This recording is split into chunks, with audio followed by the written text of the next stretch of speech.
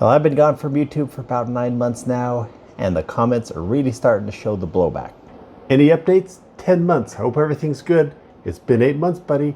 Where is this guy? Hope he's well. All right, today is the day, and well, I appreciate all your concern, but I am alive and doing well.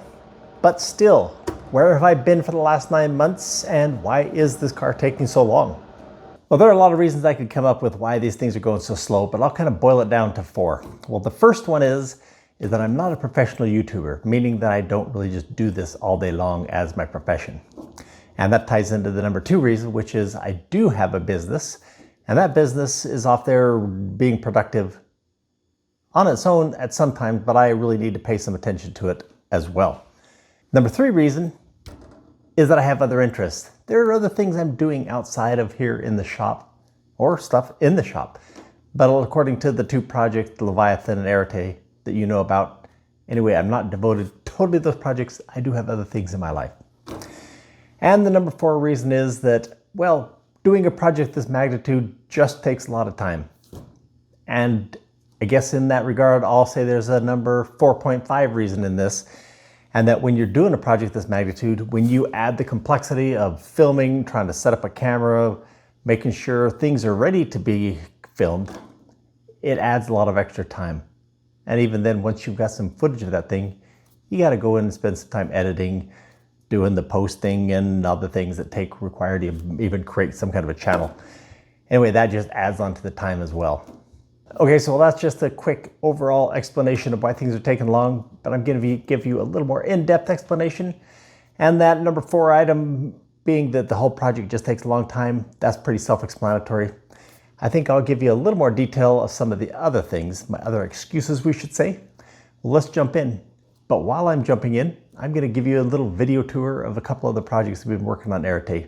So while you get to hear my rantings about my reasons for lollygagging or taking so long, you get something to watch. Anyway, let's jump over, take a look.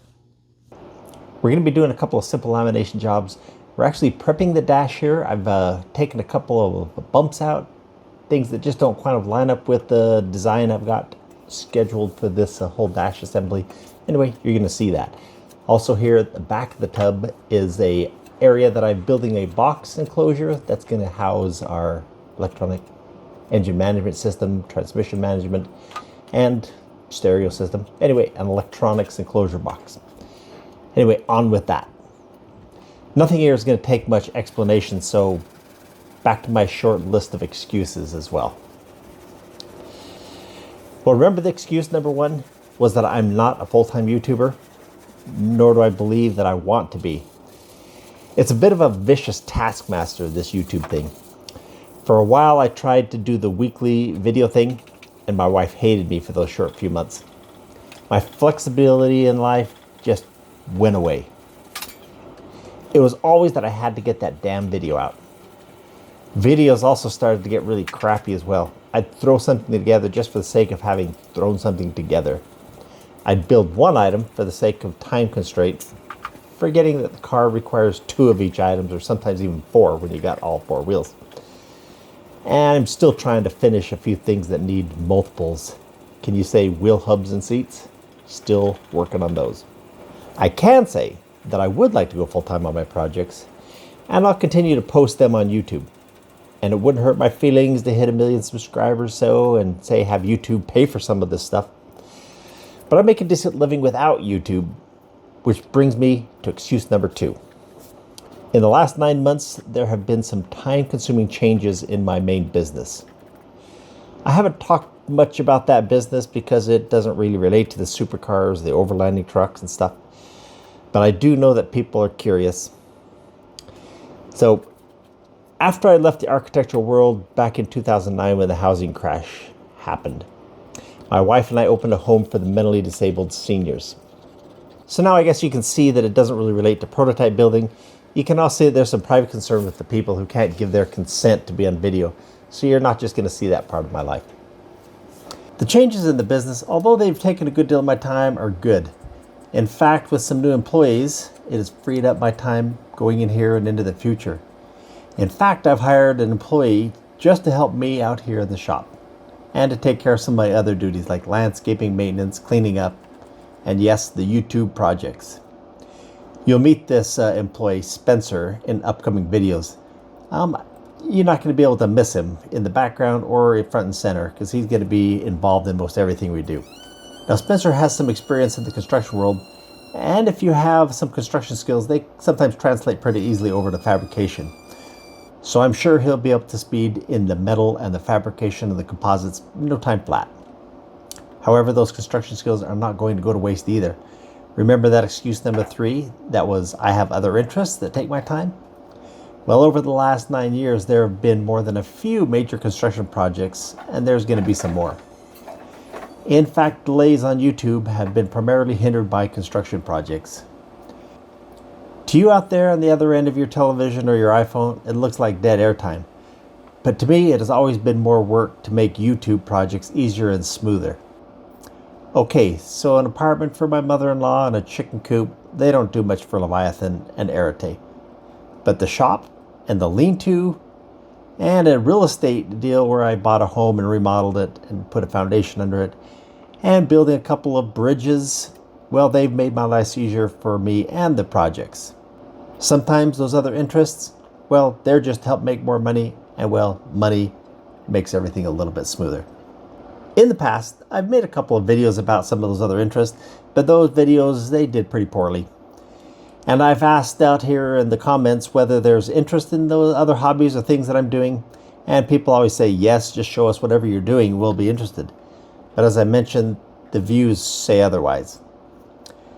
However, YouTube is changing, and you'll see a slightly more blog-style video coming as you watch my channel. And you're probably, through that, you're going to see a little more of my personal life.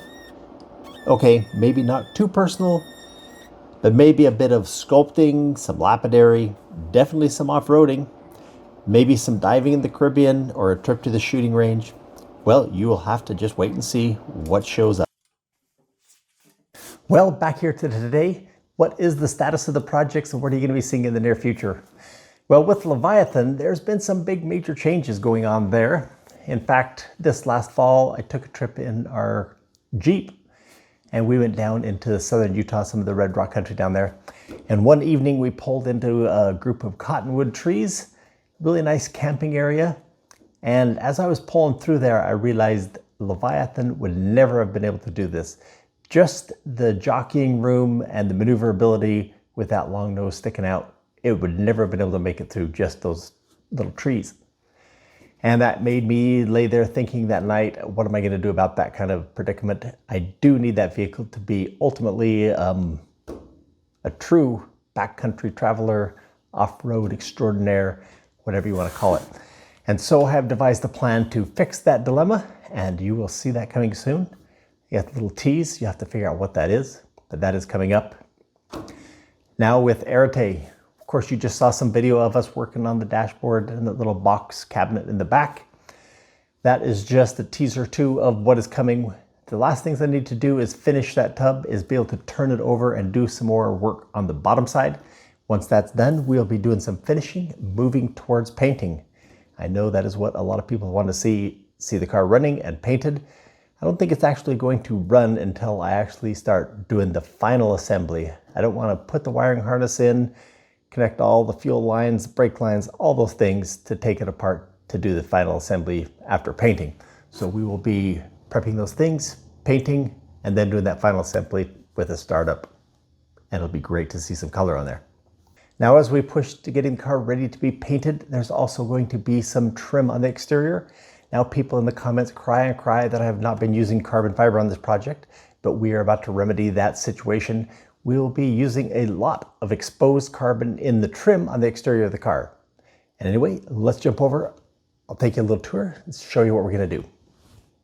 Well, with our front splitter that you've seen a little bit of the work on already here, we are going to be adding these little winglets that will be sitting along here. There'll be another smaller winglet right here with a little strake that runs underneath the floorboards there. And of course the door will be sculpted in here. Rather than have venting on the top of the fenders, the whole back side of the tire is open. Airflow can come off, release the pressure under the car and flow out through this channel here. This little winglet creates a vortex to create a little curtain here that keeps that air traveling along with the car, so it travels into the next little carbon fiber trim piece, which will be a little opening strake right here. Anyway, as that airflow travels through all that beautiful carbon fiber up front, it'll also exit through a nice piece here in our diffusers in the back, ending all of our carbon fiber trim on the car. Well, I shan't say all of it. There'll be a couple of little smaller pieces on the upper surfaces in the mirrors and things like that. But that'll be stuff that we will put together as the car is getting a little more complete and maybe even rolling. Well, I really thought we were going to have the splitter all in carbon fiber for this video, but there was a slight mishap. Well, I'm going to take you along, show you the experience of building that in carbon fiber, or what the mishap was. Anyway, let's go take a look. We built a plug out of foam, covered it with fiberglass resin, polished that thing up. And then, of course, as you've seen in previous videos, I have an extrusion machine that I put this clay through that helps me build these walls that are going to create our parting line.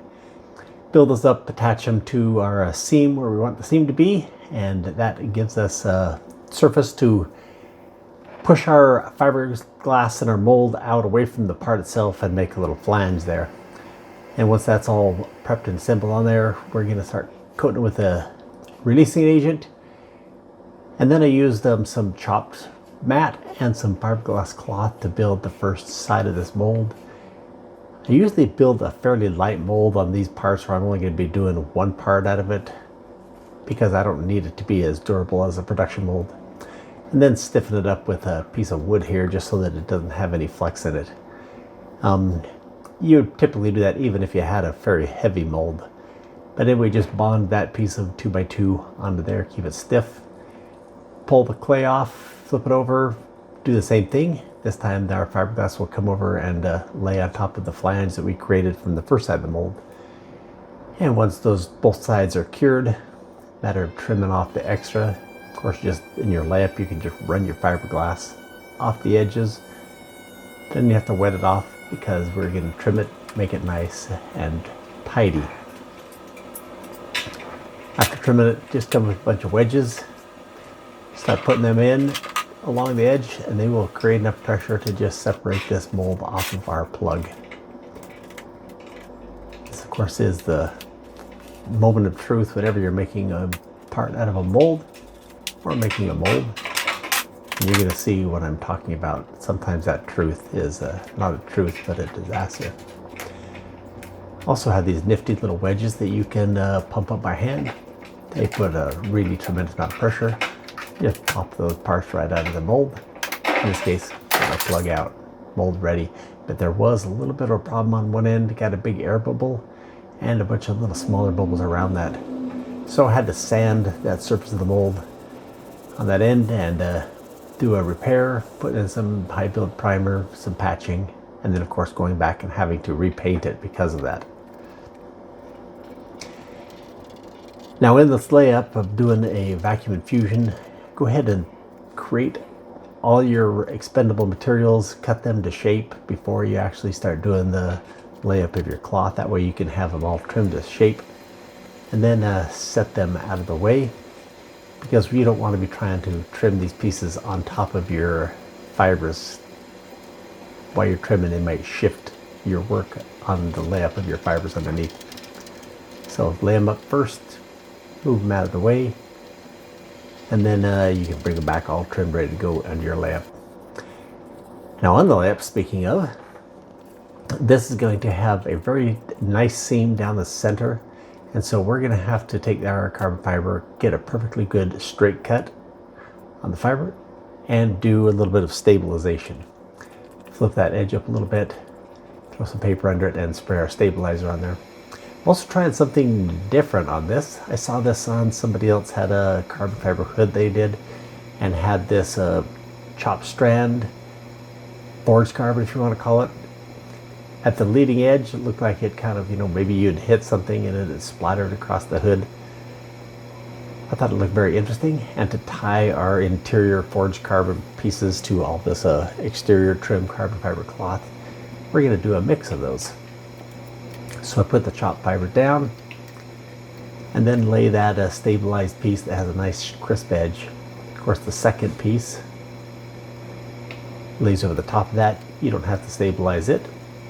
And then it's just a matter of putting in the other layers. Now you're going to notice all of a sudden that the last few layers I'm putting on are going to look kind of blue. That's because it is a hybrid cloth with some Kevlar in it. Decided to put a layer of Kevlar in the bottom edge of this splitter in case you had any impact. It would hold that carbon fiber together rather than it shattering into pieces. So a little addition of Kevlar into that wing. Once all those things are laid up, bring all those consumable materials that we've all trimmed up ahead of time, put them in place, and start placing our bag, making sure it is sticks to the tape well, and then we can apply our vacuum to it. Now in this case I decided to do a dual pot infusion, put a vacuum on one corner, and then we're going to put resin in 2 locations. Being this wing is a little over 5 feet long, didn't think the resin would travel the whole distance in time. Things flowed pretty well. Right in the center, found out that there was a little bit of a dry spot that we will be patching. In this case, it was nothing really much of a problem. I always sand my exposed carbon fiber down to the fiber and then put a automotive clear coat on it. So after our infusion, the routine is always strip off all your consumable materials and see what you've got. Now this bottom side of this splitter, of course, is fairly simple. Not much contour to it. But this is where I was talking about that little error at the bottom side of this fabric. Just a little bit dry. But we can fill that in, sand it, and finish it. That is, if we had a good top side. Our top side, we put some wax on it, and I could not use the PVA releasing agent and applied some other type of releasing agent, and I will give more explanation about that later. But here we also have to do the stabilized edge so that we don't have fibers falling out and we can get a nice, crisp, beautiful joint. Now since this top surface has much more compound angles and dips and valleys, we have 2 sides of this first piece that need to be stabilized. The main center line that will give our little chevron center joint, and then the far corner where it wraps around into that deep valley is also going to have to be stabilized because it comes up against a sharp tip that'll be right front and center on the splitter, very visible. So I'm going to stabilize that just a little bit, push it down into that valley, then put 2 little cuts with this little roller cutter so that I can take it back to the bench, get a nice precise cut. Now once that piece of carbon is all stabilized, cut to shape, we're going to go ahead and get ready to do our infusion on this thing. Put our tape on. I've got the consumables pre-cut ahead of time as before, and back to our little chop strand or forged look. Now this is supposed to have the appearance of, like I said, something that you ran into some carbon fiber and it exploded across the surface, spread out as it went across the backside. I'd attempted this on a couple of little samples and it seemed to work okay. So we are going to give it our best go on this. Once we have all that chop strand on there, it's time to bring our cloth that's been stabilized and fitted to that first joint. I'll have help here lining that up. Molds marked to get a straight line down the center. Using a little fixative to hold this carbon fiber in place. Because of all these compound surfaces, it's the more you try to move it around, the more it dislocates all of the weave of the fabric and gives it bad warp. Get it fit as best we can. Then it's just like the bottom side, we will lap the next piece over our tight fitting center joint So we've only had to stabilize that one corner that drops down in that valley. All this time you're doing your darndest to keep this fabric from warping, so that the fibers always run in a nice straight direction so that it'll look nice and pretty, which is a bit of a challenge sometimes. Especially in this piece, it was a very big challenge because you have triple valleys where you have to go down in the valley, over the hill, back down. So always trying to make sure those fibers are staying in the right orientation. If you use that fixative, it does keep it held down in there while you trim the edges. Almost impossible to do something like this without some way to attach it and fuse in position. But we found out a little bit of a problem here. By a change of routine, things didn't always go as well. And this baby stuck in the mold so bad that it was irrecoverable, mold or part. And I'll give you a little explanation about what happened. But what you just saw was a classic failure in the world of composites. And that is something that I've had happen over the years many times, and I'm still plagued by this thing.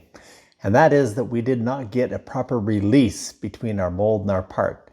And looking back at what happened, I have to find that the releasing agent that I used, now typically I use the PVA releasing agent between my waxed mold and the part to have that perfect parting agent between there so they always release. And in fact, if the PVA ever has any problem, a little sticking, so put some water in there and it'll always dissolve the PVA and you get that release. Well, in this case, with the splitter on the top surface having all those compound surfaces and using a fixative to hold the carbon fiber in there, I couldn't use that fixative or else it would pull that PVA, that little vinyl layer out of there. So I had to switch to a different releasing agent. Now I have a spray-on release agent, pretty expensive stuff, and I thought that would be just the thing that would pull the trick off. But what I did not do, did not look at the bottle. As many things say, try this on your surface before using it in application. Well, evidently between that yellow paint that I put on there to get that glossy surface and that new releasing agent, they reacted together somehow and failed to be any kind of a releasing agent at all, bonded to the surface. Now, of course, what we have here is a repaired plug because our mold completely failed. Our part is gone, so we're gonna have to start over from the beginning. We're gonna use carbon fiber pre-preg this time, build us a little better mold, and move on, get us a much better part anyway. So over the last 9 months, it's not that I have not been working on the projects, just that there has not been enough to be accomplished that I can actually assemble those things into any kind of a video for you. But that is being remedied, those things we have been doing and that we're pushing forward. Now that I have some help as well, those things should come a little bit faster. Anyway, if you are new to the channel, have just discovered this video, and maybe you're confused about what we're talking about when we say Arete and Leviathan, I will put a video up right here that will lead you to the Arete project. The Arete is a mid-engine supercar that we are building. And here I will put up a link to the Leviathan. It is an off-road overlanding truck or off-road camper, if you want to call it that. I will put that link there that'll lead you to a little understanding of that project. Now, each of these has a playlist that you can follow. And if you follow the channel, you can see that each one of the titles will have a number, either an A for Arete, L for Leviathan, and that will lead you into the playlist in sequence. Anyway, I hope you enjoyed this video. Come back, see us again.